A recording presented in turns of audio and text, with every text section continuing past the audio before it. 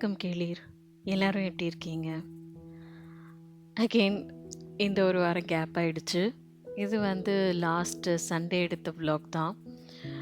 நான் வந்து புது வீட்டுக்கு வந்திருக்கேன் இல்லையா? ஸோ கொஞ்சம் நெறைய சேஞ்சஸ் வந்து வீட்ல கொண்டு வரணும் அப்படின்றதுக்காக நெறைய திங்ஸ் வாங்கிட்டுருக்கேன்.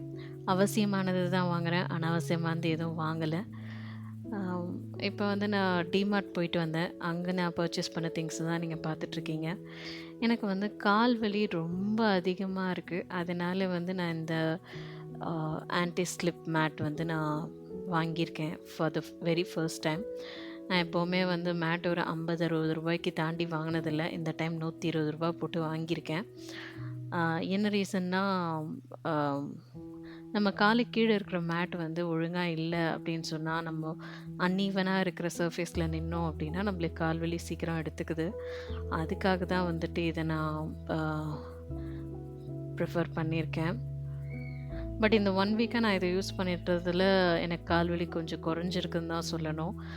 முன்ன ரொம்ப வலியா இருந்தது. இப்ப அதெல்லாம் இல்லாம ஆம் கொஞ்சம் நல்லா இருக்கு. ஸோ உங்க வீட்லயும் வந்து கால் வலியோட வந்து நீங்க வேலை செய்றீங்க, இல்ல உங்க வீட்டு பெரியவங்களுக்கு இந்த பிரச்சனைலாம் இருக்கு, அவங்க அந்த மாரி நின்னுட்டு செய்யும்போது கஷ்டப்படுறாங்கன்னா, ப்ளீஸ் கொஞ்சம் சிரமம் பார்க்காம, அ காஸ்ட்லியா இருந்தாலும் இந்த மாரி மேட்ஸ் வாங்கி குடுங்க.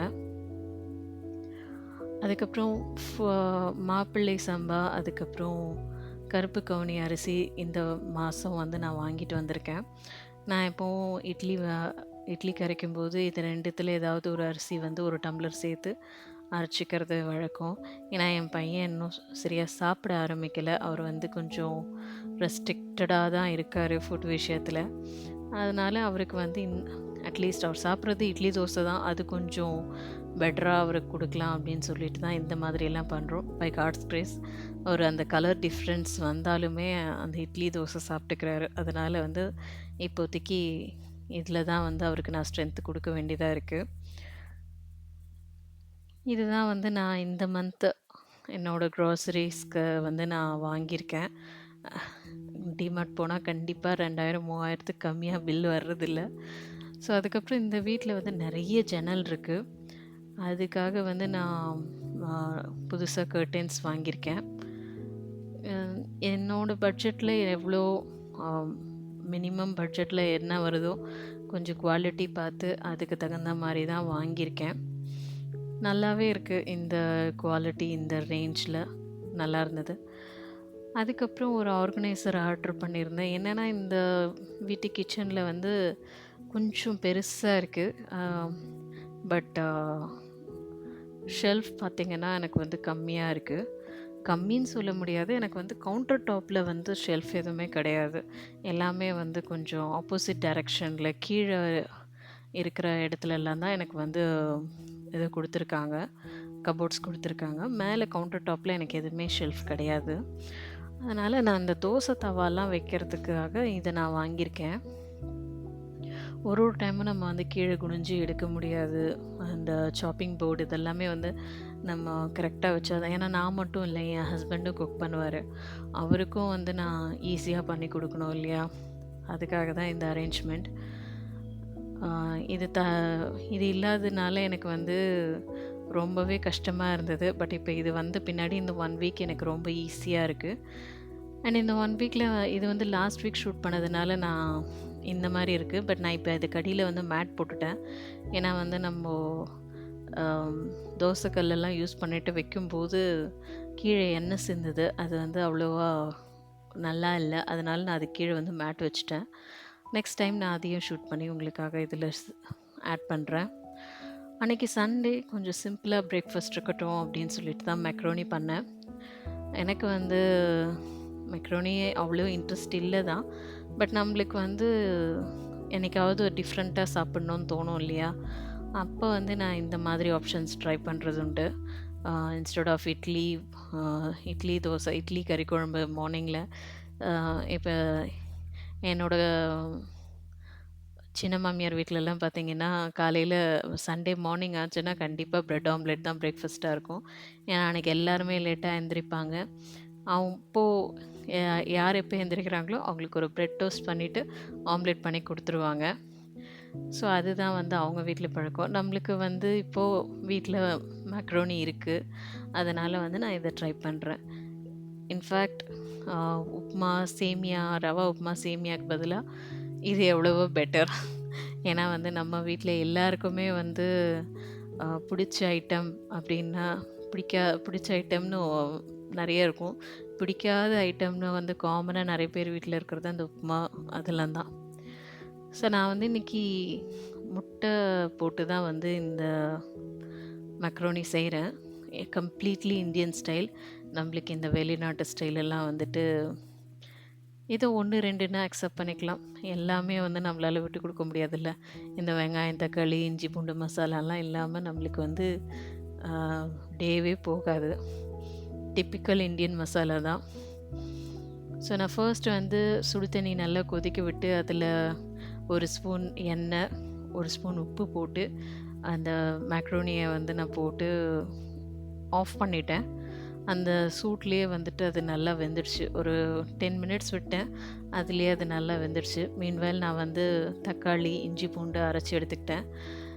தென் அகெயின் அதே கடாயில் வெங்காயம், தக்காளி நான் அரைச்சேன் பார்த்தீங்களா, அந்த பேஸ்ட்டு, நம்ம எல்லா மசாலாவும் இதில் போட்டாச்சு.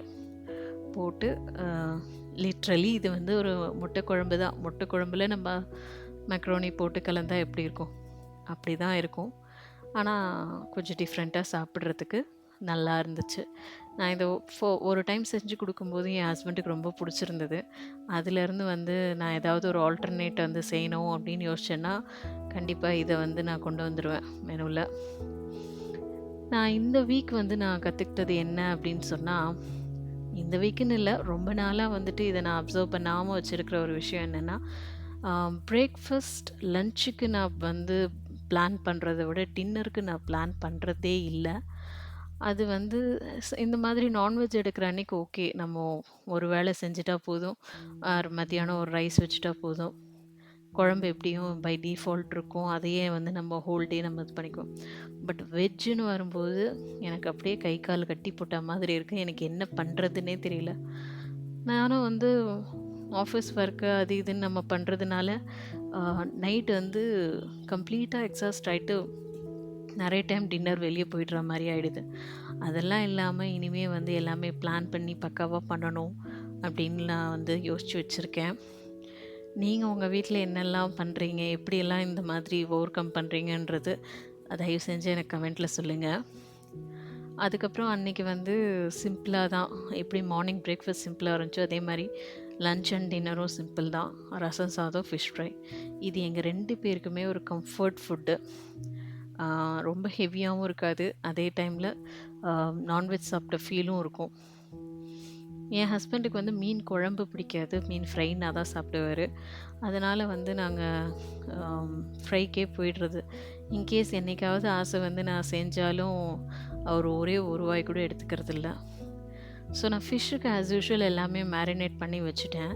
இந்த டைம் வந்து நான் இந்த மாதிரி ட்ரை பண்ணேன். கார்ன்ஃப்ளவர், கொஞ்சம் பெப்பர், சால்ட்டு எல்லாம் 3யும் மிக்ஸ் பண்ணிவிட்டு மேரினேட் பண்ணி ஒரு 1 or 2 hours ஃப்ரீசரில் வச்சுட்டு ஃபிஷ்ஷை அதுக்கப்புறம் வெளியே எடுத்து எண்ணெயில் வந்து நான் போடுறதுக்கு முன்னாடி ஜஸ்ட் அது வந்து ஒரு கோட்டிங் மாதிரி பண்ணி அதுக்கப்புறம் நான் வந்து இந்த ஃபிஷ்ஷை வந்து ஷாலோ ஃப்ரை பண்ணுறேன்.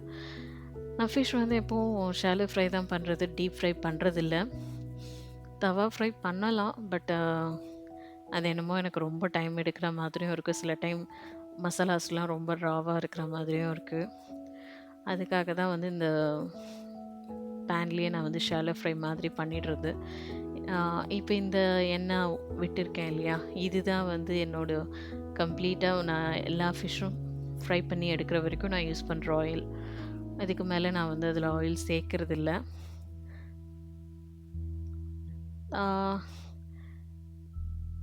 இந்த வீக் வந்து எனக்கு கொஞ்சம் இல்லை, ரொம்பவே பிஸியாக போச்சு. அதனால தான் என்னால் வீடியோ எடிட் பண்ணி உங்களுக்கு டைமுக்கு சேர்க்க முடியல. நான் இன்னும் கொஞ்சம் கற்றுக்கணும், இன்னும் கொஞ்சம் ப்ராக்டிஸ் பண்ணணும் ஆக்டிவாக இருக்கிறதுக்கு. So please bear with me. இதே மாதிரி வந்து நான் உங்களுக்கு தொடர்ந்து வீடியோஸ் குடுப்பேன். நீங்க வந்து எனக்கு தொடர்ந்து சப்போர்ட் பண்ணிட்டே இருங்க. இன்னும் எந்த மாதிரியான கன்டென்ட்ஸ் எல்லாம் வந்து நீங்க எதிர்பார்க்குறீங்கன்றதையும் எனக்கு சொல்லுங்க. நானும் நெறைய ஐடியாஸ் வச்சிருக்கேன். ஸோ பார்க்கலாம்.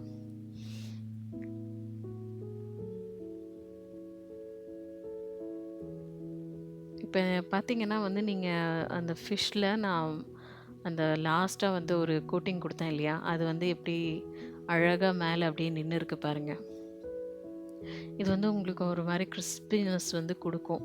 நீங்க ஆயில் ஃப்ரை பண்ணீங்க, டீப் ஃப்ரை பண்ணீங்கன்னா, இன்னுமே நல்லா கிரிஸ்பியா வரும். பட் நான் வந்து ஷாலோ ஃப்ரை பண்ணியிருக்கிறதுனால, இந்த அளவுக்கு தான் கிரிஸ்பியா வந்திருக்கு. நீங்களும் வந்து கண்டிப்பா வீட்ல வந்து ட்ரை பண்ணி பாருங்க. ஏதாவது ஒரு சின்ன ஐடியா உங்களுக்கு என்கிட்டருந்து நீங்க கத்துக்கிட்டீங்க அப்படின்னாலும், இல்ல நீங்க அத பார்த்து இது இப்படி பண்ணா நல்லாயிருக்கும்னு எனக்கு கமெண்ட் பண்ணீங்கன்னா, நான் ரொம்ப சந்தோஷப்படுவேன். So keep supporting me. Thanks for வாட்சிங். எல்லாருக்கும் எல்லாம் நல்லதும் நடக்கட்டும்னு நான் கடவுளை வேண்டிக்கிறேன். Have a very nice day.